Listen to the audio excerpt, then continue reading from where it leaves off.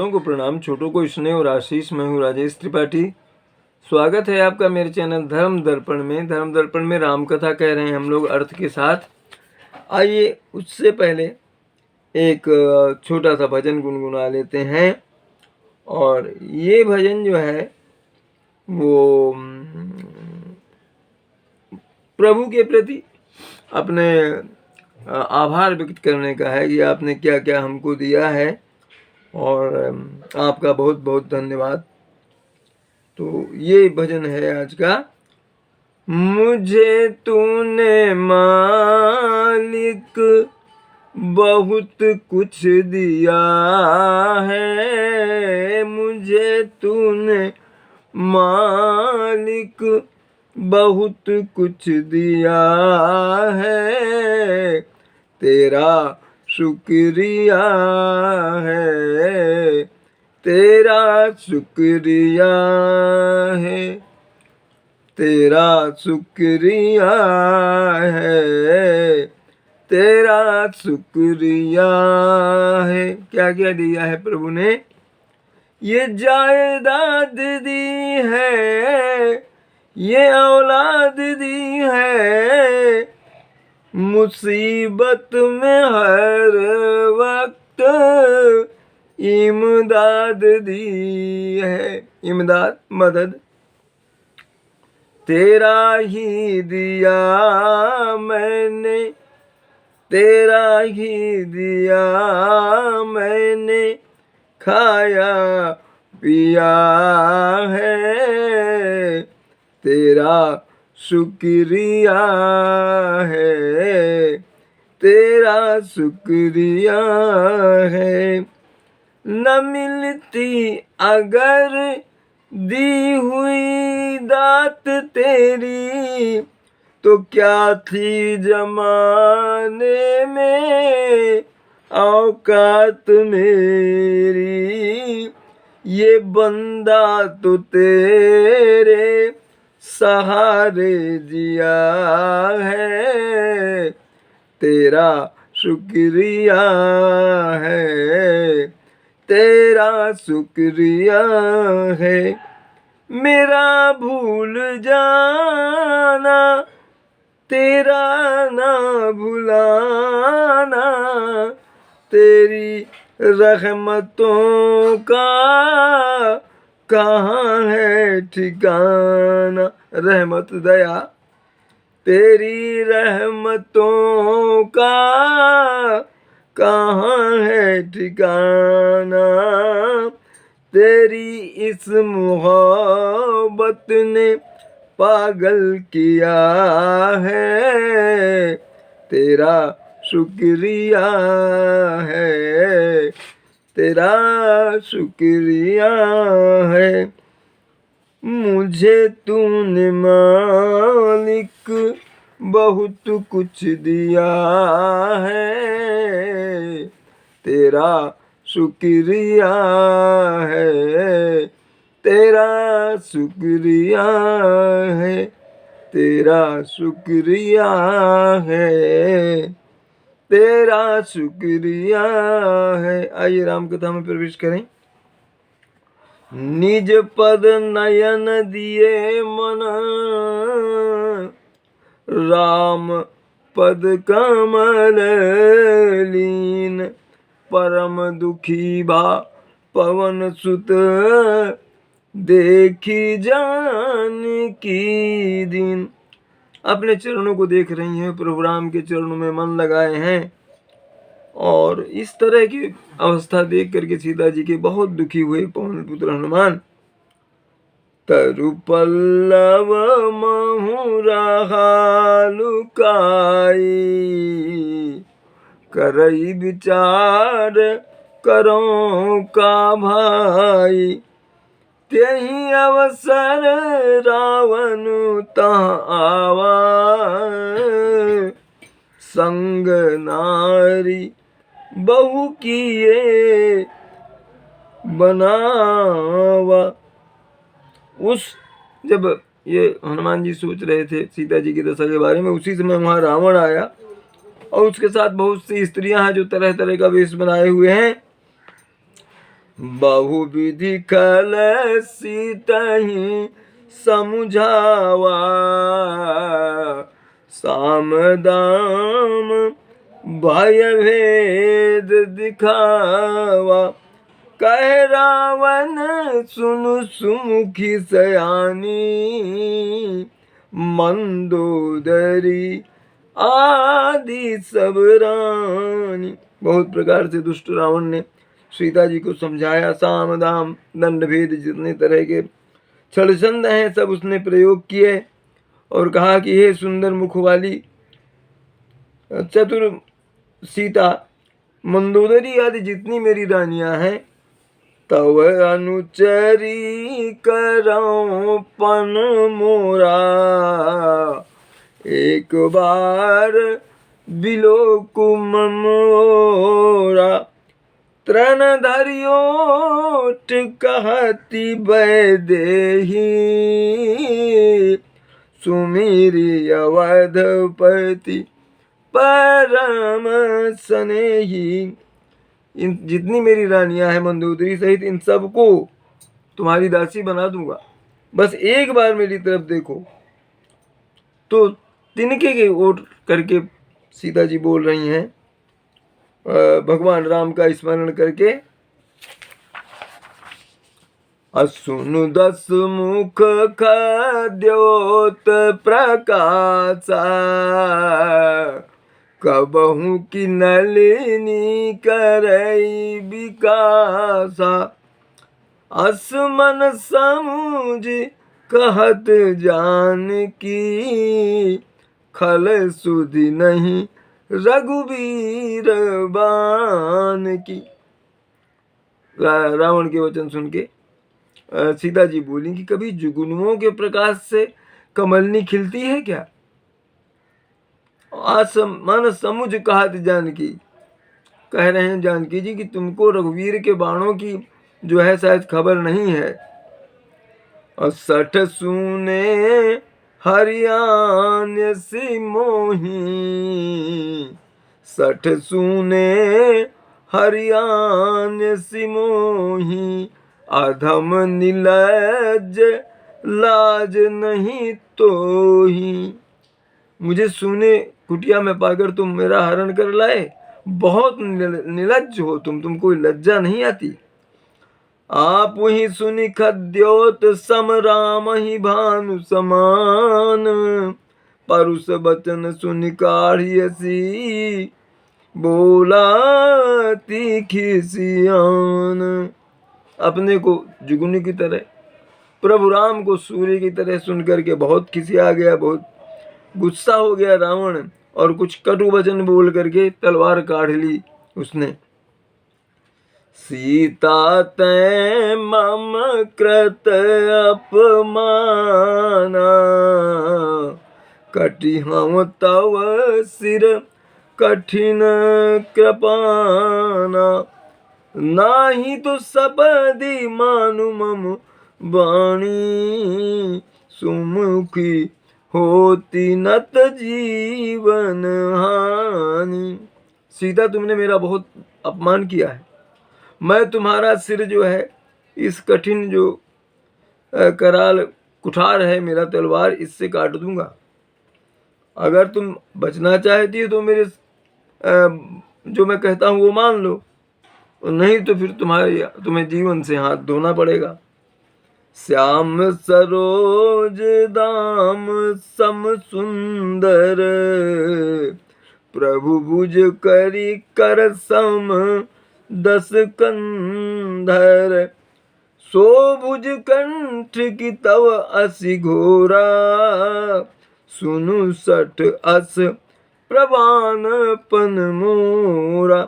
सीता जी ने कहा, हे दशानन, प्रभु की जो भुजा है श्याम रंग के, इसकी कमल की माला के समान है, वो सुंदर है, और हाथी के सूंड के समान जो है पुष्ट है, विशाल है।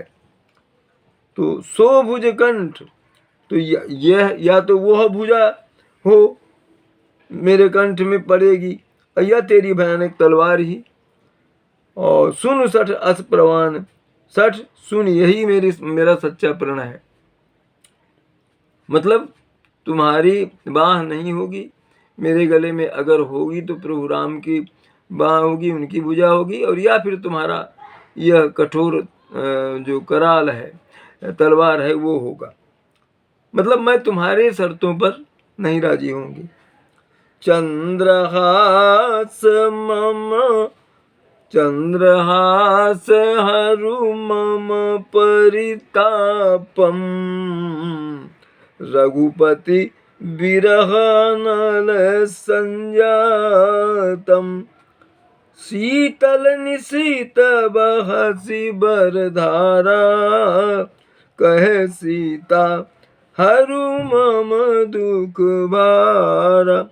सीता जी ने तलवार की ओर संबोधित करते हुए कहा कि श्री रघुनाथ जी के विरह की अग्नि से जो मैं जल रही हूँ, तो मेरी बड़ी भारी जलन को तू हर ले। कैसे हर ले? कि तुम जो है शीतल हो अभी, मगर तुम एक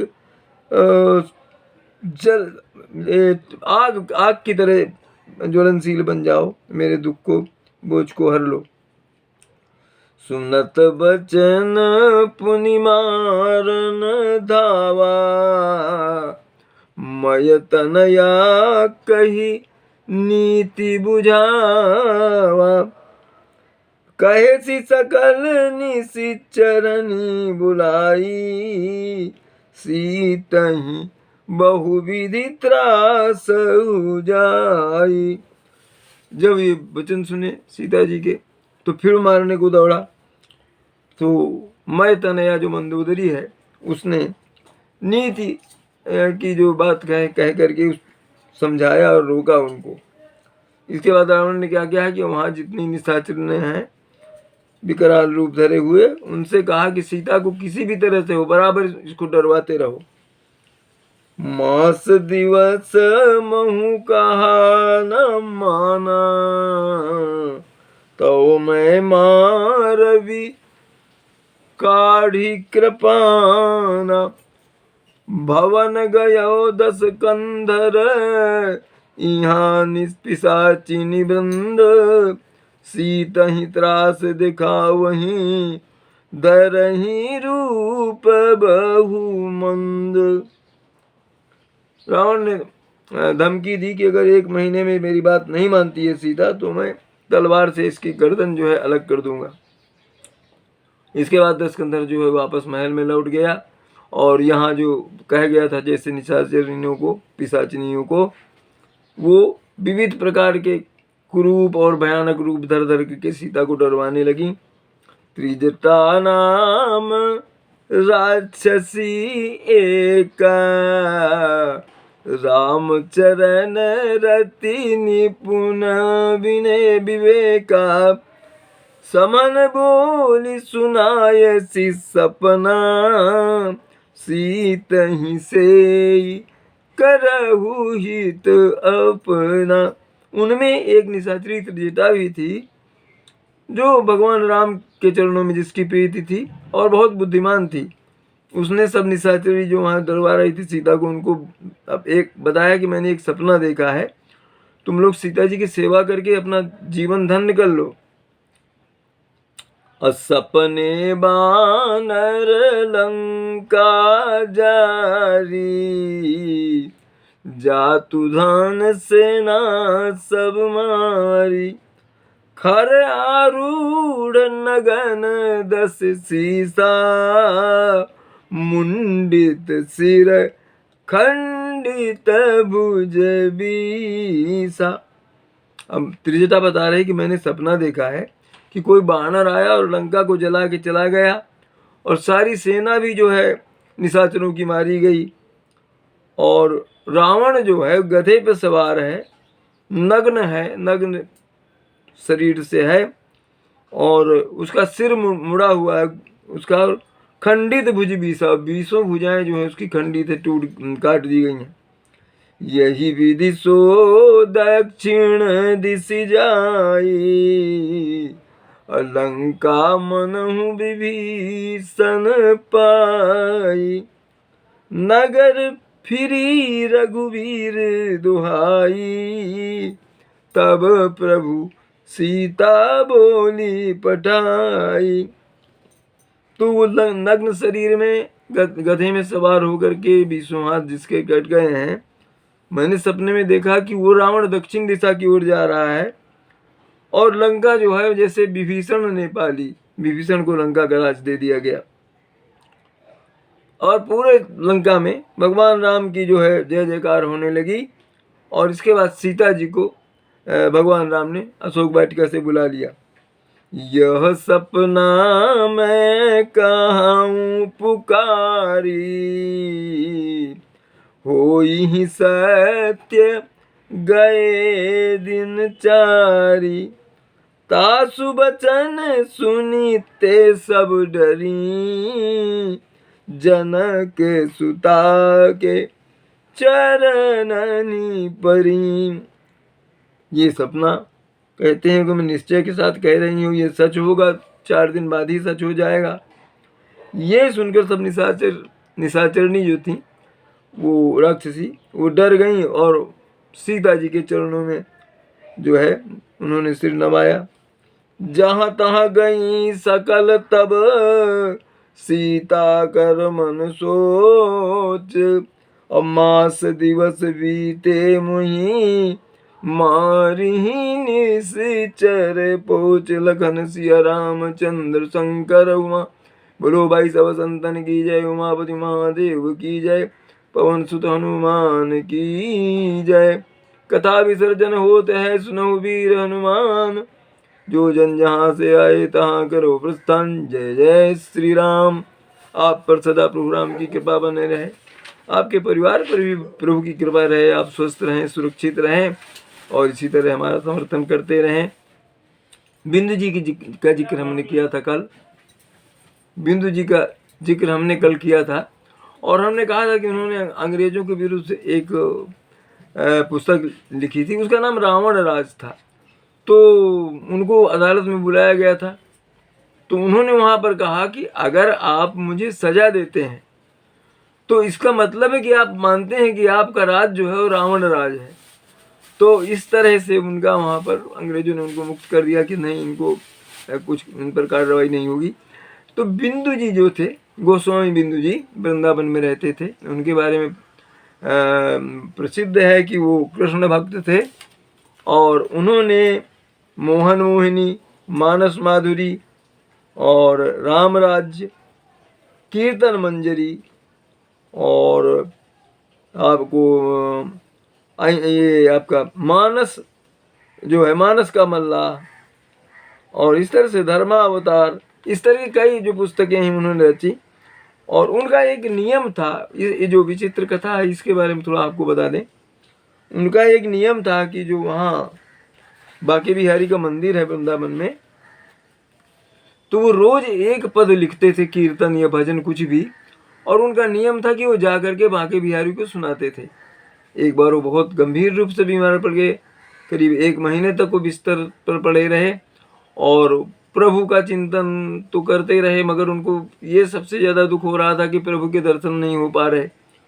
तो जब थोड़ी सी उनकी जो तबीयत है संभली, पूरी तरह से स्वस्थ नहीं हुए थे, एक शाम को वो अपने शिष्यों से बोले कि नहीं मैं अभी जाऊंगा, मुझे बांके बिहारी के दर्शन करने हैं। लोग बोले अरे आप काँप रहे हैं, आप ठीक से चल नहीं पा रहे, और रुक जाइए। कुछ बोले नहीं रुकना नहीं, वो पुराना अपना कोई साल वाल निकाले ओढ़े, और उस समय तो बिजली उजली थी नहीं, तो वो छोटे छोटे दीपक जो जलाए हुए थे दुकानों में लोग, वही उजाला था, उसी के सहारे वो बांके बिहारी मंदिर तक पहुंच गए। और क्या करें, वहाँ जो उनका जो विग्रह जो जहाँ पर है, जो मंदिर है, वहाँ बगल में ही एक खंबा जैसा है, तो उसको पकड़ करके और उनको देख करके प्रभु को, और झरझर झरझर रो रहे हैं, मतलब उनकी आँख अश्रुधारा बह रही है। और काफ़ी देर खड़े रहने के बाद जब वो मुड़ने लगे तो उन्हें ऐसा अनुभव हुआ कि कोई उनका जो साल है उसका कोना पकड़कर खींच रहा है, और इसके साथ ही किसी बच्चे की आवाज़ उनको सुनाई दी कि आज नाय सुनाए वो मोए काचू, वो ब्रज भाषा में बोले कि मुझे आज कुछ नहीं सुनाओगे, रोज सुनाते थे, नियम था। मुड़कर देखा प्रभु बाल रूप में, और गदगद हो गए, मगन हो गए बिंदु जी। उनके अभी पुत्र हैं वहाँ, उनके आश्रम को संभालते, बालक राम उनका नाम है। तो ये कथा याद आई मुझे बिंदु जी की कृष्ण भक्ति की। बहुत ही अनन्य भक्त थे, अनन्य भक्त थे। और उन्होंने स्वतंत्रता इसके लिए भी काफ़ी कुछ लिखा और ये किया। और गांधी जी उनको बहुत मानते थे, तो उनके कहने पर भी कई बार प्रवचन वगैरह उन्होंने किया था। और जो मैंने कल संख्या बताई थी चित्रकूट में उनके प्रवचन की, वो 2 लाख नहीं है। आज मैंने अपना जो फैक्ट है वो चेक किया, 20 लाख लोग उस युग में जुटे थे बिंदु जी की रामायण सुनने के लिए। ऐसे ऐसे महान संत हमारे यहाँ हुए हैं। यही हमारे इस भारत की सबसे बड़ी निधि है, ये जो संत परंपरा, ये जो सनातन धर्म के जो बड़े बड़े महंत हुए हैं, संत हुए हैं, जिन्होंने सनातन धर्म को उसकी श्री की वृद्धि की और अपने धर्म से कभी डिगे नहीं। तो यही हमारे देश की पहचान है, सनातन सत्य सनातन। और हमारे इन संतों की जो जीवनी रही है प्रेरणा देती है प्रभु भक्त में कैसे लीन रहे। तो आज यहीं तक, मिलते हैं अगले राम कथा के वीडियो में। फिर कोई इसी तरह का संस्मरण आपको सुनाएंगे, इसी तरह का कोई जो ये है प्रसंग है वो सुनाएंगे। तब तक के लिए स्वस्थ रहिए, सुरक्षित रहिए और हमारे ये वीडियो में जो है अपने बंधु बांधवों में साझा करते रहिए, शेयर करते रहिए। राम की कथा है, दूर दूर पहुँचे, बस यही एक कामना है अपनी। नमस्कार, प्रणाम।